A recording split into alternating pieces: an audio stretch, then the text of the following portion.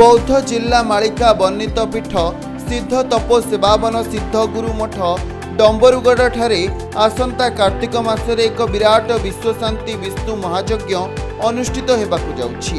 एही यज्ञ साकार सहित प्रचार प्रसार निमंते श्री जगन्नाथ और पंचसखा अच्युतानंद पीठ नेमाल गादीरू आज्ञामाल नहीं आज सकाळ समय नाम संकीर्तन और पूजार्चना पूर्वक शुभारंभ करा जायतिला।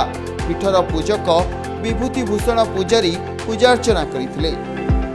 आज 5टी जाक पंचसखा पीठ परिक्रमा कलापरे संध्यारे पुरी श्री जगन्नाथ को दर्शन करी आसंता काली सकाळे आज्ञामाल नहीं 11 तारिख में बौद्ध डंबरुगढ़ मठरे पहुंचब।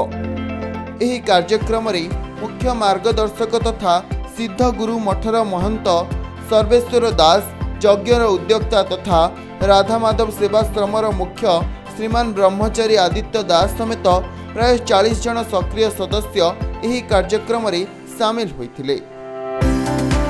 बौद्धरू जयानंद मिश्रଙ୍କ रिपोर्ट, खबर ओडिशा।